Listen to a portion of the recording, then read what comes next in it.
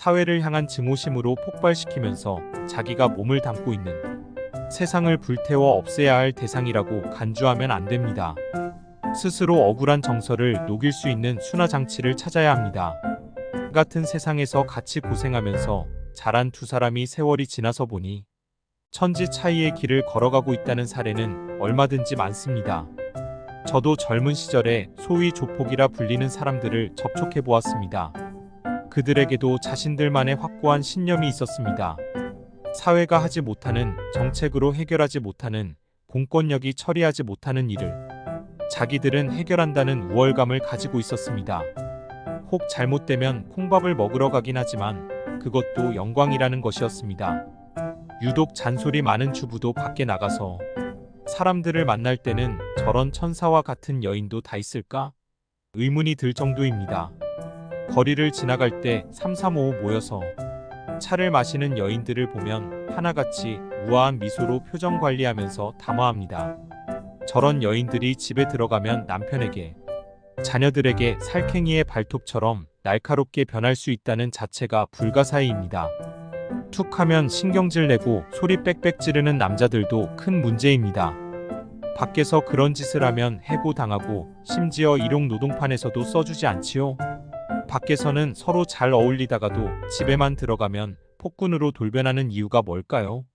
아내가 당신 신세를 조졌나요?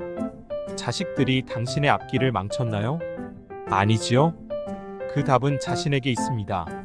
자신의 여러 문제 중에서도 거절 분노 조절 증후군에 시달리기 때문입니다. 마음의 쓴뿌리가 되어 당신을 조종하고 있는 것입니다. 예수님께서 하늘나라를 여러 가지 비유, 겨자씨와 누룩 등으로 비교하여 말씀하신 다음에 태어나신 마을로 가셔서 회당에서 하늘 복음을 전하시고 기적도 베푸셨다.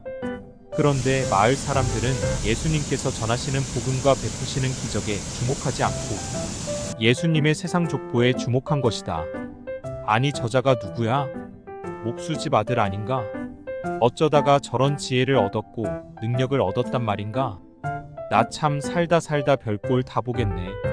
저런 녀석에게 가르침을 받다니 나 원참. 이런 분위기가 되니 말씀을 듣고 기적을 체험한 사람들도 입을 다물 수밖에 없는 상황이었던 것이지요. 성경은 왜 이런 에피소드를 기록하였을까요? 고향에서 천대받아도 화를 내지 않으시는 예수님의 인성을 그리기 위함이었을까요? 누가는 마을 사람들이 예수님의 가르침에 분노하여 예수님을 끌고 마을 밖에 낭떠러지까지 끌고 가서 밀어 떨어뜨리려고 한 기사를 소개합니다. 예수님께서 고향 마을 사람들에게 배척받는 것을 친히 보여주심으로 제자들이 전도와 선교의 과정에서 받을 박해를 이기게 하시려는 것입니다. 주님의 사명을 감당하다 보면 배척을 받을 것이고 오히려 이 배척을 즐겨해야 한다는 각오를 세우게 된다. 성도들도 가끔 하늘을 원망하면서 절규하고 분노하였던 기억이 있을 것이다. 하나님이 계신 거야? 나에게 어찌하여 기회를 허락하시지 않는 거야?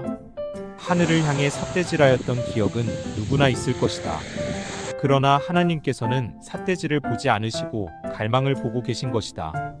하나님께서는 나의 삿대질을 보지 않으시고 나의 원망을 듣지 않으시고 하나님을 향한 나의 갈망을 주시하시면서 그 갈망이 세상을 위한 복음의 도구로 폭발하기를 원하고 계십니다.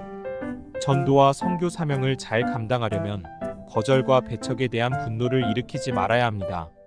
선한 마음으로 찾아서 두드리고 열면 열릴 것입니다.